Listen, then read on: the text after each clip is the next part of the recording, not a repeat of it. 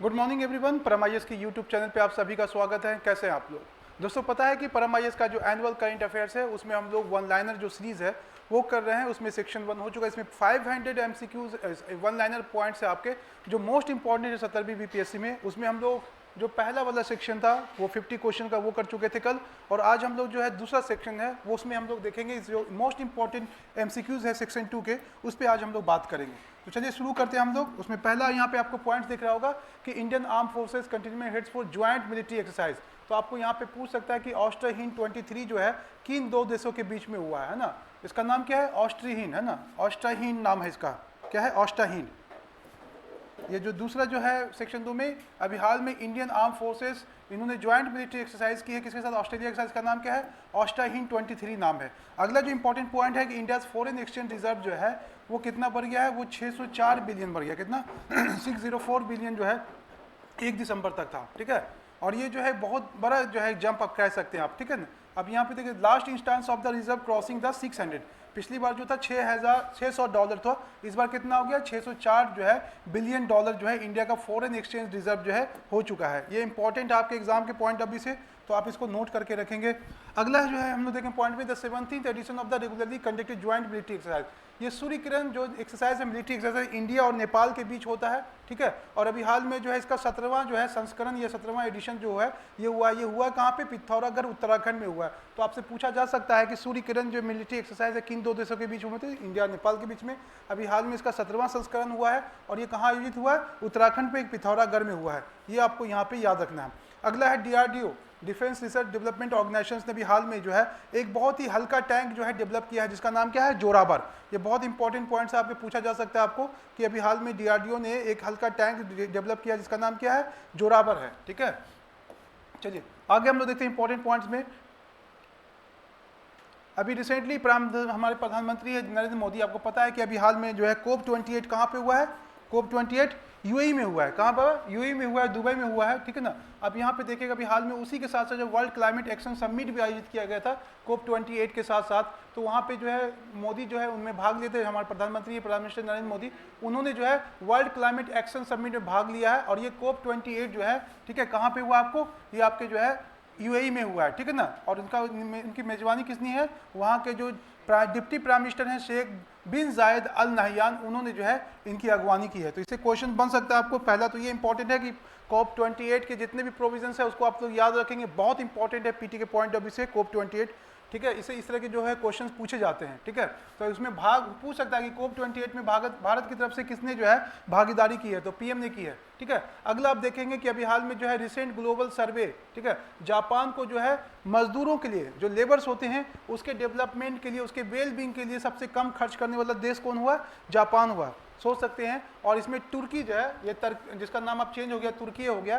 तुर्की दुनिया में पहले नंबर पे है जो मजदूरों के लिए, लेबर के लिए जो है भलाई का काम करता है, उसके वेलफेयर का काम करता है। और इंडिया क्या है? दूसरे स्थान पे है। तो ये बहुत इंपॉर्टेंट आपको याद रखना है कि ये एक चीज़ और याद रखना है आपको कि ये एमसी किन्से हेल्थ इंस्टीट्यूट जो है उसने ये करवाया है। उसमें फिजिकल, मेंटल, सोशल और स्पिरिचुअल हेल्थ को जो है इंडिकेटर बना के ये जो है इंडेक्स निकाला गया है जिसमें कहा गया कि जापान अपने मजदूरों के लिए, उसके वेलफेयर के लिए, वेलबींग के लिए सबसे कम काम करता है। और तुर्की 1 नंबर पे है। और भारत कितने स्थान पे है? ये इसमें इंडिया जो आपको 2nd पोजीशन पे है। ठीक है ना। ये आपको इसमें से याद रखना इंपॉर्टेंट पॉइंट्स। अगला है तो आपका कि in the ground breaking move Hanson robotics, ये भी बहुत इंपॉर्टेंट है।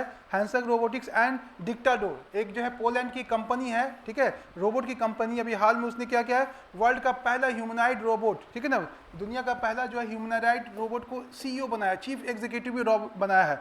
ये एक लेडी है, उसका नाम क्या है? मीका नाम है। इसके पैर हाथ नहीं है, ये व्हील चेयर पे चलती है। ठीक है, और ये एक रोबोट है, उसको सीईओ बनाया। ये सब कुछ कर सकती है, आपकी भाषा में बात कर सकती है, आपसे कम्युनिकेट कर सकती है, एनालिसिस कर सकती है, डिसीजन तक ले सकती है। तो इसमें क्वेश्चन आपसे पूछा जाता है कि अभी हाल में कहाँ की कंपनी ने जो है, पोलैंड की कंपनी, उसका नाम देखिए डिक्टाडोर, उसने भी हाल में जो है कि जो है रोबोट को सीईओ बनाया है। उस सीईओ का नाम क्या है उस रोबोट का? भाई उस रोबोट का नाम क्या है? मीका नाम है। ठीक है ना। ये ह्यूमन की तरफ फर्स्ट ह्यूमनाइड रोबोट। अगला क्वेश्चन है महुआ मोइत्रा। महुआ मोइत्रा, आपको पता है कि एथिक्स कमेटी ने पिछली बार जो है 17वीं लोकसभा के चुनाव के दौरान इनसे पैसे लेके प्रश्न पूछने की जो है, इन पे जो आरोप लगे थे उसमें जांच में इसको दोषी पाया गया। उसके बाद इनकी सदस्यता रद्द कर दी गई। दोबारा ये फिर जो है 18वीं लोकसभा में फिर से चुन के आई हैं, चुनाव जीत के आई हैं। और ये क्वेश्चन पूछ सकता है कि महुआ मोइत्रा जो है का उनका लोकसभा क्षेत्र कौन था, संसदीय क्षेत्र कौन था, इनका जो क्षेत्र था वो था कृष्णा नगर। क्या था? कृष्णा नगर। ये आप लिख सकते हैं, इनका जो क्षेत्र था वो कृष्णा नगर था, जहां से ये सदस्य थी और दोबारा भी वहीं से जीत के आई है, कृष्णा नगर से। ठीक है, चलिए अगला जो पॉइंट्स है, लोकसभा पास पोस्ट ऑफिस बिल। अभी हाल में लोकसभा ने पोस्ट ऑफिस बिल को पास किया है, और ये बिल जो है 1898 की जो बहुत प्राचीन बिल है उसको क्या करेगा, ये रिप्लेस करेगा। ठीक है, ब्रिटिश पीरियड का जो 98 का इंडियन पोस्टल ऑफिस बिल है उसको रिप्लेस करेगा अभी हाल में इंडियन पोस्टल बिल जो अभी आया है। ठीक है ना, चलिए आगे आते हैं। अभी हाल में बांग्लादेश की प्राइम मिनिस्टर शेख हसीना ने, ठीक है ना, कंट्री का पहला इंफ्रास्ट्रक्चर डेवलपमेंट जो है 82 किलोमीटर, आपको पता है कि चाइना का belt and road initiative BRI के तहत, है ना, BRI के तहत जो है, ठीक है ना, 82 किलोमीटर पद्मा ब्रिज लेन का जो है उद्घाटन किया है। ये क्या है, BRI का ही एक इनिशिएटिव है, बेल्ट एंड रोड इनिशिएटिव। ठीक है, और बांग्लादेश में जो है पद्मा ब्रिज रेल लिंक का उद्घाटन किया गया। तो पूछा जा सकता है कि पद्मा रेल ब्रिज जो है कहाँ पे है, तो आप जान लीजिएगा इसमें बांग्लादेश आपका आंसर हो जाएगा। अगला है इंडिया और वियतनाम ने जो है इन दोनों का डीप रूटेड हिस्टोरिकल कनेक्शन को देखते हुए हाल में जो है क्या किया है जी, ठीक है, बॉन्ड रूटेड बुद्धिज्म, है ना। Two countries with deep-rooted historical connection dating back almost 2 millennia have been forging an enduring bond rooted in Buddhism। ठीक है, अभी इन दोनों ने हाल में जो है एक मिलिट्री एक्सरसाइज किया है, इंडिया और बांग्लादेश को। उसका नाम क्या है जी, बताइए। इंडिया और बांग्लादेश में जो भी हाल में मिलिट्री एक्सरसाइज किया उसका नाम क्या है, बताइए हाल वो। इंडिया और बांग्लादेश, म्यांमार ने, वियतनाम ने, क्या है इसका?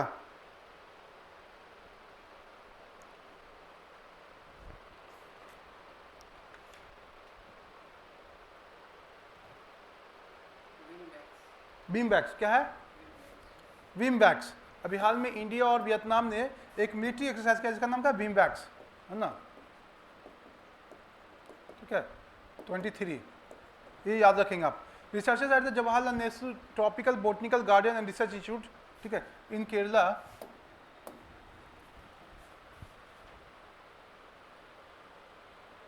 अभी हाल में मशरूम की एक नई प्रजाति की खोज की गई है। ठीक है ना, ये याद रखना आपको। मशरूम के भी हाल में मशरूम की एक नई प्रजाति की खोज की गई है, उसका नाम क्या है, कैंटोलमेंसिस एल्बोसिक्वेमस। ठीक है ना, और ये कहाँ पाया गया जी, ठीक है ना, वेस्टर्न घाट में पाया गया है। तो इसमें क्वेश्चन पूछ सकता है कि कहाँ पे जो है मशरूम की एक नई प्रजाति पाई गई है, ये आपके वेस्टर्न घाट में। दीप्ति बबूता, दीप्ति बबूता पहली महिला बनी है जिनको जो है पंजाबी भाषा का जो है अवार्ड मिला है। ठीक है ना, उस अवार्ड का नाम क्या है जी, बागदहा। बागदहा अवार्ड में जो है पहली बार पंजाबी लिटरेचर में किसी महिला को ये अवार्ड मिला है। अगला इंपॉर्टेंट जो है जापान के बारे में देखते हैं हम लोग कि landscapes and global activity have recently witness the birth of the another island. अभी जापान में जो पता है आपको कि एक जो कंट्री जो है वो आइलैंड के बीच में बसा हुआ है, तो अब रिसेंटली जो है जापान में एक नया आइलैंड जो है पानी के जो सबमर्ज था वो जो है अर्थ के ऊपर आया है, देखने को मिला है। तो इसमें क्वेश्चन पूछ सकता है, और वो कहाँ पाया गया है, इवोटो आइलैंड में। कहाँ पे, इवोटो आइलैंड। ठीक है ना, इन द ओगासवारा आइलैंड चेन, उसी सीरीज में जो इवोटो आइलैंड है वहीं पे एक नया आइलैंड का जो है उदय हुआ है जापान में। अगला जो इंपॉर्टेंट है, 9th edition of the Indian Sri Lanka joint military exercise. अभी इंडिया और श्रीलंका के बीच में जो है मिलिट्री एक्सरसाइज में, इसका नाम क्या है जी, मित्र शक्ति 2023। ठीक है ना, अब इसमें याद रखना ये कहाँ आयोजित हुआ है, इसका औंध, पुणे के औंध में जो है ये मिलिट्री एक्सरसाइज हुआ है। तो इसमें पूछ सकता है आपको कि मित्र शक्ति मिलिट्री एक्सरसाइज जो है वो किन देशों के बीच में होती है, वो आपके इंडिया और किसके बीच में होती है जी, श्रीलंका के बीच में होती है। ठीक है ना, चलिए आगे अगला पॉइंट जो इंपॉर्टेंट आपके पीटी के पॉइंट ऑफ इंपॉर्टेंट है, the 6 high level meeting of the Indian organisation, या ये OPEC organisation of the petroleum exporting countries, उसका भी जो कहाँ पे हुआ, 6 हाई लेवल मीटिंग हुई है। ठीक है ना, उसमें एक इसका हेडक्वार्टर कहाँ पे, वियना में है। ठीक है ना, ऑस्ट्रिया के वियना में है। The meeting delve into critical aspects of oil and energy market. इसमें पूछ सकता है कि हाल में ओपेक का जो है 6 हाई लेवल मीटिंग कहाँ आयोजित हुआ है, ये आपके ऑस्ट्रिया के वियना में इसका आयोजन हुआ है। ठीक है ना, अगला जो इंपॉर्टेंट है कि इंडिया जो है 129 कंट्री में 117वां स्थान इंडिया को आया। किसी में आया जी, बताइए आप लोग, इंक्लूसिवनेस। ठीक है, अभी हाल में रिसेंटली जो है, ठीक है, इंक्लूसिवनेस इंडेक्स में इंडिया को जो कितना स्थान मिला है, 117वां मिला है। कितने कंट्रीज में, 129 कंट्रीज में। ठीक है ना, और इसमें एक चीज और देखना है कि इसको किसने जारी किया है, authoring and the belonging institute at California university. ये भी याद रखना आपको। Smaller countries like Bangladesh and Israel were place better than India, जो छोटे देश हैं उसकी रैंकिंग इंडिया से ज़्यादा बेहतर है। तो ये इंक्लूसिवनेस क्या होता है भाई, इंक्लूसिवनेस मतलब होता है कि समाज के जितने भी वर्ग हैं उनको डेवलपमेंट का फायदा मिल रहा हो, सबको साथ लेके चलने का। ठीक है, समाज का कोई वर्ग ऐसा ना हो कि किसी को मिल रहा हो, किसी को पीछे चल रहा हो। सिर्फ डेवलपमेंट नहीं, बाकी और भी जितनी चीज़ है समाज के सारे वर्गों को साथ में लेके चलने को ही इंक्लूसिवनेस कहते हैं। ठीक है, अगला जो इंपॉर्टेंट पॉइंट है, India ranks 3rd in global unicorn ranking. अभी हाल में रिसेंटली जो है यूनिकॉर्न, पता ही आपको, यूनिकॉर्न में जो है अभी 1 नंबर पे कौन है आपके, 1 नंबर पे अमेरिका है, सबसे टॉप पे कौन है भाई, अमेरिका है। यूनाइटेड स्टेट्स कितना है, 668 यूनिकॉर्न कंपनी के साथ पहले स्थान पे है, और चाइना जो 172 यूनिकॉर्न के साथ। और इंडिया को कौन सा रैंक मिला है जी, 3rd रैंक मिला है। ये बहुत इंपॉर्टेंट है, इंडिया का जो यूनिकॉर्न में जो रैंक है कितना है, 3rd है। अभी रिसेंटली महाराष्ट्र गवर्नमेंट ने जो है playback singer and national award winner जो है कौन सा, सुरेश वाडेकर को दिया। कौन सा अवार्ड, ठीक है, एक आपके गन सामग्री लता मंगेशकर अवार्ड जो है किसको मिला है, सुरेश वाडेकर। ये प्लेबैक सिंगर है महाराष्ट्र के, इनको जो है लता मंगेशकर अवार्ड इस बार मिला है। तो ये आप जो है पॉइंट आपके लिए इंपॉर्टेंट एग्जाम के पॉइंट ऑफ व्यू से, ठीक है ना। Sheynnis Palacios was announce the winner of the Miss Universe. अभी हाल में आपको पता है कि मिस यूनिवर्स का कहाँ हुआ वो ये जी, ठीक है, आपके जो है एल सल्वाडोर में हुआ। कहाँ हुआ, El Salvador. El Salvador miss universe का आयोजन किया गया, जिसमें जो मिस यूनिवर्स कौन बनी है 2023 की, सेनिस प्लासियोस, ठीक है। और इंडिया की तरफ से इसमें किसने भागीदारी की है, श्वेता सरदा ने, क्या ना, श्वेता सरदा इंडिया की तरफ से जो है कंटेस्टेंट थी, उसको हरा करके जो है मिस यूनिवर्स बनी है कौन, ठीक है, एल सल्वाडोर में हुआ है, ठीक है, मिस यूनिवर्स। अगला है the 14th edition of the joint military exercise Vajra Prahar. वज्र प्रहार का इंडिया और यूएसए के बीच होता है, किसके बीच होता है जी, वज्र प्रहार इंडिया और यूएसए के बीच में होता है। और अभी इसका 14वां संस्करण जो है अभी रिसेंटली जो है हुआ है, कहाँ पे हुआ है जी, ये मेघालय के उमरोई में हुआ है। कहाँ पे हुआ है, मेघालय के उमरोई में। तो पूछ सकता है वज्र प्रहार किस किस दोस्तों के बीच मिलिट्री एक्सरसाइज है, तो इंडिया और यूएसए का हुआ कहाँ पे, ये मेघालय के उमरोई में हुआ है, ठीक है। ये सब इंपॉर्टेंट आपको रटना है सब चीज़ों को, ठीक है, छोड़ना नहीं है। अगला है नोबेल अवार्ड और उसके विनर्स का नाम दिया हुआ है। ये बहुत इंपॉर्टेंट होता है किसी भी एग्जाम में, आपको अच्छे से तैयार रखना है, एक क्वेश्चन तो बनने की संभावना ज़्यादा होती है, ठीक है ना। यहाँ पे दिया हुआ आपको, इसमें मेडिकल साइंस में जो अवार्ड मिला है कैटलिन कैरिबो एंड ड्रू वेल्सन को मिला है, ठीक है। नो फिजिक्स में जिसको मिला है 3 लोगों को मिला है, Pierre Agostini, Ferenc Krausz and Anne L'Huillier, ठीक है। ये 3 को अवार्ड किसमें मिला है, अभी फिजिक्स में मिला है। और आप केमिस्ट्री में अगर देखेंगे रसायन शास्त्र में किसको मिला है अवार्ड, तो मोंगनी बावेंदी लुइस ई, इसमें भी 3 लोगों को मिला है। Nobel prize in literature Jon Fosse को मिला है, लिटरेचर में ये अवार्ड मिला है। और पीस में जो अवार्ड मिला है ये नरगिस मोहम्मदी, ये बहुत इंपॉर्टेंट है कि ईरान की महिला है, इनको जो है पीस में नोबेल अवार्ड मिला है, नरगिस मोहम्मदी, ये बहुत इंपॉर्टेंट है। और इकोनॉमिक्स में जो मिला है क्लॉडिया गोल्डिन को इकोनॉमिक्स में मिला है, लेबर मार्केट में या लेबर फील्ड में महिलाओं की भागीदारी को लेते हुए। तो किसको मिला है वो देखना, किस फील्ड में मिला है उसको ये भी याद कर लेना, बहुत इंपॉर्टेंट है नोबेल अवार्ड, एक क्वेश्चन बनने की संभावना है आपको, ठीक है। और पूरा इसका हिस्ट्री भी देख लेना आपको। अभी हाल में 14 पोजीशन एनुअल ग्लोबल इनोवेशन में, ग्लोबल इनोवेशन इंडेक्स में इंडिया को जो है कौन सा रैंक मिला है जी, 40वां स्थान मिला इंडिया को। ये बहुत इंपॉर्टेंट है, उसका स्कोर भी याद करेंगे आप, 31.8 है स्कोर, ठीक है। इसको भी याद करेंगे, क्यों मिला है भाई, स्टार्टअप इकोसिस्टम डेवलप करने के लिए, नॉलेज कैपिटल को प्रमोट करने के लिए, और जो public and private research organisations पे जो वर्क हुआ इंडिया में, इन तीनों की वजह से जो है इंडिया को 40वां स्थान मिला, किसमें, ठीक है, नवाकांश सूचकांक में, है ना, इंडिया को वैश्विक नवाचार सूचकांक में, इनोवेशन इंडेक्स में मिला 40वां स्थान, ठीक है। अगला है 1940 statue of doctor B Ambedkar. अभी रिसेंटली जो है अमेरिका के मैरीलैंड में, याद रखिएगा कहाँ के, अमेरिका के मैरीलैंड में जो है 19 फीट बी आर अम्बेडकर की जो है प्रतिमा का अनावरण किया गया। और ये अम्बेडकर की देश के बाहर सबसे ऊंची प्रतिमा है, ये भी याद रखना है ना। ये क्वेश्चन देके, स्टेटमेंट देके, मल्टी स्टेटमेंट देके आपको जो है फंसा सकता है। ये देश के बाहर बी आर अम्बेडकर की सबसे ऊंची प्रतिमा है, कहाँ, अमेरिका के मैरीलैंड में, 19 फीट ऊंची, ठीक है। अगला हम लोग देखते हैं 13th edition of Singapore India maritime bilateral exercise. Singapore और इंडिया के बीच में एक्सरसाइज हुआ, उसका नाम क्या है, सिम्बेक्स है, ठीक है ना। और इसमें इंडियन नेवल शिप जो भाग लिया है, Ranvijay, Kavaratti, submarine, Sindhu Keshari and long range marine petrol aircraft P-81, है ना, इसमें भाग लिया है। तो ये भी जो है इंपॉर्टेंट पॉइंट्स आपके पीटी के पॉइंट जैसे तो याद रखेंगे। इंडिया एजिंग रिपोर्ट, ये भी बहुत इंपॉर्टेंट है। इंडिया एजिंग रिपोर्ट का मतलब ये है कि इंडिया में जिस तरह से लोग बूढ़े हो रहे हैं, उस पर अभी एक रिपोर्ट हाल में जारी किया गया है कि किस तरह से जो है इंडिया में लोगों की बूढ़े लोगों की आबादी बढ़ रही है। ये किसने क्या, यूनाइटेड नेशन पॉपुलेशन फंड, इसने जो है ये क्या है, किसके साथ मिलकर, international institute of population science, इनके साथ मिलकर के जो है इंडिया एजिंग रिपोर्ट 2023 जो है जो जारी किया है, उसके कुछ इंपॉर्टेंट हाईलाइट्स है, उसको हम लोग देख लेते हैं। उसमें ये देखा गया कि इंडिया में जो बूढ़े लोगों की आबादी है, ठीक है, वो 10 साल में कितने परसेंट बढ़ी है, 41%, 41% डिकेडियल ग्रोथ रेट है आपका। 2050 तक जो 20% जो इंडिया की आबादी है वो क्या हो जाएगी, बूढ़ी हो जाएगी। उसमें हो सकता है कि आप हम सब हो जाएंगे बूढ़े, ठीक है। Elderly population in India will Sarpass the population of children. जो 2046 तक क्या होगा कि जो 15 साल तक के जो बच्चे हैं 0 से 15 ईयर्स तक के, उनकी आबादी को भी जो है बूढ़े लोग की आबादी क्रॉस कर देगी। तो ये नेचुरल है, कुछ अननेचुरल नहीं है इसमें, ठीक है। याद रखिएगा, एक समय डेमोग्राफिक डिविडेंड होता है, उसके बाद जो है एजिंग की सिचुएशन आती है जब आप पैदा होते हैं। अभी इंडिया डेमोग्राफिक डिविडेंड में है, और यही जो आबादी जब बढ़ जाएगी तो फिर आपके लिए जो है बूढ़े लोग हो जाएंगे, ठीक है। The populations of the people age 80+ is expected to increase by around 279%. Between 2022 से 2050 के बीच इसकी ग्रोथ रेट होने वाली है, ठीक है ना। अगला जो इंपॉर्टेंट पॉइंट है पीटी के लिए उसको देखते हैं हम लोग। ताइवान रिसेंटली जो है अपना जो है खुद का जो है इंडिजिनस सबमरीन प्रोग्राम पे काम कर रहा है। तो पूछ सकता है कि अभी कौन सा जो है कंट्री जो है साउथ ईस्ट एशिया का कंट्री जो है अपने जो है इंडिजिनस, ठीक है, सबमरीन पे जो है डेवलपमेंट पे वर्क कर रहा है। ये कौन है आपका? ताइवान। ताइवान और चाइना का हमेशा टसल चलता रहता है, ठीक है ना।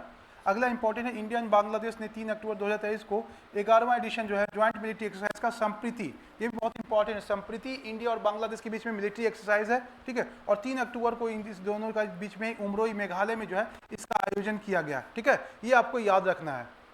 अगला जो इंपॉर्टेंट पॉइंट है, ईरान है successfully place as 3rd military satellite Noor 3। ये भी बहुत इंपॉर्टेंट है। नूर 3 क्या है? मिसाइल का नाम दे देगा, सैटेलाइट का नाम दे देगा, आपको फंसाएगा। तो याद रखिएगा नूर 3 क्या है? ये आपका जो है सैटेलाइट है, मिलिट्री सैटेलाइट है, सैन्य उपग्रह है। इसका मेन पर्पस क्या होता है? हर कंट्री आपस में एक दूसरे के आसपास जो है उसके मिलिट्री एक्टिविटीज़ को मॉनिटर करने के लिए मिलिट्री सैटेलाइट भेजता है। उसका काम यही होता है। अभी परसों आपने देखा होगा ईरान ने जो है सब बैलिस्टिक मिसाइल जो है इजराइल पे दागा, 200 से ज़्यादा दागा है, और आयरन डोम फेल हो गया। आयरन डोम जो है डिटेक्ट नहीं कर पाया, उस चीज़ को रोक लेता है ना, लेकिन नहीं कर पाया। और वो भी उसको लगा कि नॉर्थ इजराइल में अटैक करेगा, लेकिन वो जाके सेंट्रल इजराइल पे जाके अटैक किया। तेल अवीव जो उसकी कैपिटल इजराइल की, वहाँ पे अटैक किया, ठीक है। तो ये लोग क्या करते हैं, एक दूसरे के मिलिट्री एक्सरसाइज को, और मोसाद के हेडक्वार्टर को हिट किया है। सबसे बड़ी बात ये होती है ना। तो आज की ये पता चलता है कि कोई भी चीज़ अभेद नहीं है। सामने वाला कंट्री क्या आपका डेवलप कर रहा है, अपने छुप छुप करके कौन कौन सा टेक्नोलॉजी मिलिट्री में डेवलप कर रहा है, उसके लिए सैटेलाइट जो है मिलिट्री सैटेलाइट लॉन्च किए जाते हैं, ठीक है। चलिए आगे देखते हैं। नूर 3 इसी तरह का क्या है, एक मिलिट्री जो है सैटेलाइट्स है। और एक चीज़ और याद रखना है कि ईरान का जो इस तरह का जितना भी काम होता है वो कौन करता है जी, ठीक है, रिवोल्यूशनरी ईरान रिवोल्यूशनरी गार्ड्स, ठीक है। वो पता नहीं कितने सारे काम करता है, वो मिलिट्री का भी काम करता है, सैटेलाइट का भी काम करता है। इसरो टाइप की बॉडी वहाँ पे है ये, ठीक है। इसको जो है ईरान जो है रिवोल्यूशनरी IES कहते हैं, रिवोल्यूशनरी गार्ड IRGC कहते हैं, ठीक है ना, CG कहते हैं। इसलिए जो है ईरान की वो गार्ड है जो वहाँ पे मिलिट्री का सारा काम यही देखती है। ईरान रिवोल्यूशनरी गार्ड इसको कहते हैं, ठीक है। अगला हम लोग देखते हैं UK is undertaking a ground breaking project to create, ये अभी वर्ल्ड का मोस्ट पावरफुल लेजर जो है डेवलप कर रहा है कौन? United kingdom. उसका नाम क्या है? वल्कन 2020। ये याद रखना है आपको, 2020 वल्कन 2020 नाम है। ये क्या है जी? एक तरह का जो है पावरफुल लेजर जो है डेवलप कर रहा है कौन? यूनाइटेड किंगडम या इंग्लैंड आप कह सकते हैं, ठीक है। चलिए आगे देखते हैं। रिसेंटली उत्तर प्रदेश जो है अभी हाल में जो है सबसे ज़्यादा गाँव में ओपन डिफेक्शन है ना, यहाँ पे आप देख रहे होंगे खुले में शौच वाला ना, कि अभी हाल में रिसेंटली जो है उत्तर प्रदेश ने, ठीक है, remarkable feet by attaining 100% open defecation free plus status जो है प्राप्त किया है, ठीक है ना। लगभग 95,767 जो गांव है यूपी के, वो क्या हो गए? खुले में शौच से मुक्त हो गए। मतलब वहाँ पे जो है फ्लश वाला टॉयलेट जो है वहाँ पे बन चुका है, ठीक है ना। तो ये एक बहुत इंपॉर्टेंट जो है अचीवमेंट है उत्तर प्रदेश के लिए, ये भी इंपॉर्टेंट है। प्राइम मिनिस्टर नरेंद्र मोदी जो है अभी हाल में एक वीक लॉन्ग जो है इनिशिएटिव संकल्प शतपथ है ना, संकल्प सप्ताह जो है मनाया है। ये कहाँ पे? भारत मंडपम में। संकल्प सप्ताह क्या है जी? इसमें जो है एस्पिरेशनल ब्लॉक प्रोग्राम, मतलब आपको पता है एस्पिरेशनल डिस्ट्रिक्ट प्रोग्राम कितने जिलों में चलता है?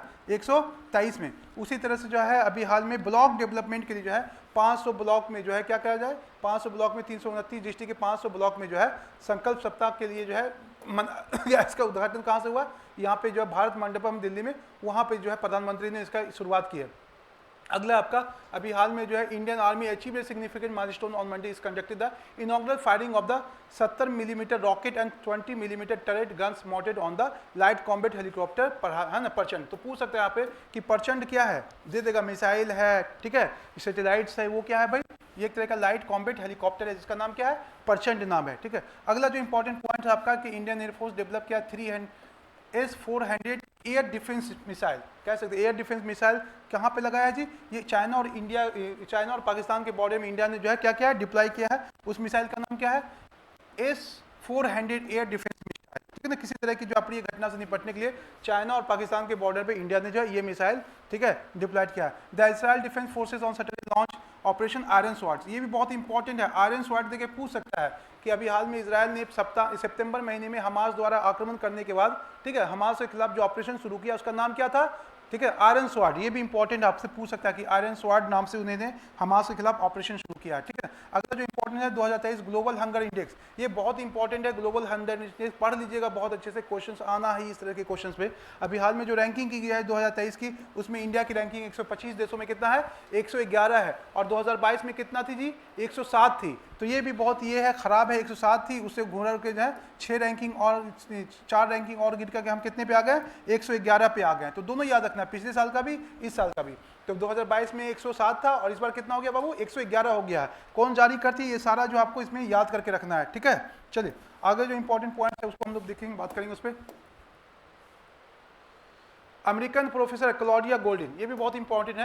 क्लॉडिया गोल्डिन अभी हमने देखा था, इनको जो है इकोनॉमिक्स का क्या मिला है, नोबेल अवार्ड मिला है। 2023 का इकोनॉमिक्स में जो नोबेल अवार्ड मिला है किसको मिला है, क्लॉडिया गोल्डिन को मिला है, यूएसए की है ये, ठीक है। किसके मिला है, comprehensive research for women contribution to the labour market, ठीक है। श्रम बाजार में महिलाओं का जो है योगदान है उसको ध्यान में रखते हुए जो है उस पर इनका जो काम था उसी को देखते हुए इसको नोबेल का जो है इकोनॉमिक्स का नोबेल अवार्ड मिला आपको, ठीक है। अगला आपको इसरो जो है and Vinjana Bharati has joined hands to create an exciting education institute called the Space on Wheels. Space on Wheels programme किसका है जी, आपका इसरो का है। और विजनना भारती विवाह है ना, जिसको नाम दिया गया है have joined hands to create, ठीक है। एक तरह का एजुकेशनल इनिशिएटिव है, इसका नाम क्या है, स्पेस ऑन व्हील्स, ठीक है। इसमें स्पेस जो इसरो की उपलब्धि है उसके प्रति लोगों को जागरूक करना, उसकी उपलब्धि के बारे में बताना कि स्पेस ने क्या क्या किया, इसरो ने क्या क्या किया स्पेस के फील्ड में, उसके बारे में बताना। उस प्रोग्राम का नाम क्या है, स्पेस ऑन व्हील्स। अगला आप देखिएगा राहुल मिश्रा जो है इसको रिकॉग्नाइज किया गया किसे, Chevalier de order des arts and letters, ये बहुत इंपॉर्टेंट, फ्रांस द्वारा दिया जाता है ये, ठीक है ना। ये कौन है जी, फैशन डिजाइनर है, कौन, राहुल मिश्रा। अगला है एनसीईआरटी पैनल ने क्या किया है जी, एनसीईआरटी पैनल ने अभी हाल में सरकार को ये सिफारिश की है कि जो इंडिया नाम है बुक्स में, जितने भी टेक्स्ट बुक में, उसमें इंडिया की जगह पे क्या नाम यूज किया जाए, भारत यूज किया जाए। एक अलग ही हमारे देश में एक अलग माहौल बन चुका है, ठीक है। बिना काम के काम जो बोलते हैं ना, एगारी का बेगारी, बेगारी का एगारी करना, क्या फर्क पड़ता है अगर इंडिया नाम है तो उससे क्या दिक्कत है। तो एनसीईआरटी ने कहा है जहाँ जहाँ इंडिया है वहाँ वहाँ भारत यूज किया जाए। पैनल बन रही इसके लिए, बताओ जितने दिन काम करेगी उसको उतना पैसा देना पड़ेगा, ठीक है। इसी को कहते हैं फालतू का खर्चा। अगला चीफ मिनिस्टर ऑफ है ना north east state Tripura, Tripura के मानिक साहा जो है, मानिक साहा कौन है जी, त्रिपुरा के जो है सीएम है। अभी रिसेंटली जो है ई कैबिनेट सिस्टम जो है त्रिपुरा में लॉन्च किया गया और इस तरह का cabinet system, e cabinet system लागू करने वाला त्रिपुरा भारत का कौन चौथा राज्य है और नॉर्थ ईस्ट का दूसरा राज्य है, ये आपको याद रखना है, ठीक है ना। ये बहुत important, become the 4th state in India and 2nd state in north east India जिसने कि ई कैबिनेट सिस्टम जो है लॉन्च किया है, ठीक है। अभी हाल में ये जो है प्रोजेक्ट उद्भव, कोई बता सकता है, प्रोजेक्ट उद्भव जो है डिफेंस मिनिस्ट्री ने शुरू किया है। इसमें जो हमारा एंशिएंट वॉरफेयर है, प्राचीन जो युद्ध प्रणाली है, ठीक है, उस पर रिसर्च किया जाएगा और उसमें कुछ चीज़ें अगर लगी कि अभी भी हम उसको लागू कर सकते हैं, उसी के लिए जो है ये सिस्टम जो है लॉन्च किया गया, ये प्रोजेक्ट जो है लॉन्च किया गया, प्रोजेक्ट उद्भव। तो याद रखिएगा डिफेंस मिनिस्टर राजनाथ सिंह ने जो है इसकी शुरुआत की है, ठीक है। चल अगला आते हैं, प्रोजेक्ट नीलगिरी तहर, ये तमिलनाडु मल्टी प्रोलॉन्ग इनिशिएटिव, ये क्या है, वहाँ पे जो तहर है, एक जानवर है वहाँ का, स्टेट का, तमिलनाडु का, उसको बचाने के लिए जो है ये 5 साल का ये प्रोग्राम लॉन्च किया गया। तो पूछ सकता है प्रोजेक्ट जो है नीलगिरी तहर किस राज्य का जो है योजना है, जिसमें वहाँ पे जो है क्या किया जाएगा जी, उस जानवर को बचाया जाएगा, उसके हैबिटेट को बताया जाएगा, उसकी आबादी को बचाया जाएगा। तो ये तमिलनाडु का है। अगला श्रेष्ठा योजना, श्रेष्ठा योजना का फुल फॉर्म आप देखें, residential education for students in the high school in targeted area. ये एससी कम्युनिटी के, ठीक है, 3000 छात्रों के लिए क्लास 9th और 11th में उसके इनरोलमेंट के लिए जो है रेजिडेंशियल एजुकेशन के लिए श्रेष्ठा योजना लागू की गई है। तो आपको इसमें इंपॉर्टेंट पूछ सकता है कि श्रेष्ठा योजना किससे संबंधित है। ये सिर्फ एससी से है, एसटी कम्युनिटी से नहीं है। उसमें 9th और 11th में जो रेजिडेंशियल स्कूल होता है एससी कम्युनिटी के बच्चों के लिए, उस पर जो है काम किया जाएगा। उसमें जो पूरे इंडिया से 3000 स्टूडेंट जो है यहाँ पे जो है उसको एडमिशन दिया जाएगा, ताकि वो जो है आगे अपने फ्यूचर में बेहतर कर सके, ठीक है। हो गया है, 50 हो गया ना। तो चलिए आपका 1 जो है सेक्शन 2 का 1 to 50 क्वेश्चन जो था वो हो चुका है, आपका रिकॉर्ड हो चुका है। ये आपको जो है आज ही शेयर कर दिया जाएगा, आप इसको अच्छे से देख लेंगे। और ये फास्ट रिवीजन है, अगर आपने इस वीडियो को अच्छे से रिकॉल कर लिया 1-2 बार तो फिर आपको इस मैगजीन को बस ऐसे से पलटेंगे आप, ठीक है ना। जैसे एक मीम्स था ना कि उसमें बच्चे कैसे रिवीजन करते हैं, तो उसी तरह से आपको रिवीजन करना पड़ेगा, बस ऐसे करेंगे ऐसे करेंगे, वो रिवाइज हो जाएगा आपका, ठीक है। तो ये आपका जो है 1 लाइनर सेकंड हो गया। इसमें टोटल 10 है, 500 क्वेश्चन है, हम लोग हाइड्रेंट कर चुके हैं, अब 400 और बचा है। तो अब कोशिश करेंगे कल से हम लोग जो है 2-2 करें, ठीक है। 100 क्वेश्चन को लें, 3 से 4 दिन उसको खत्म करें, फिर आगे जो इंपॉर्टेंट करेंट अफेयर्स है उस पर हम लोग बात करेंगे, ठीक है।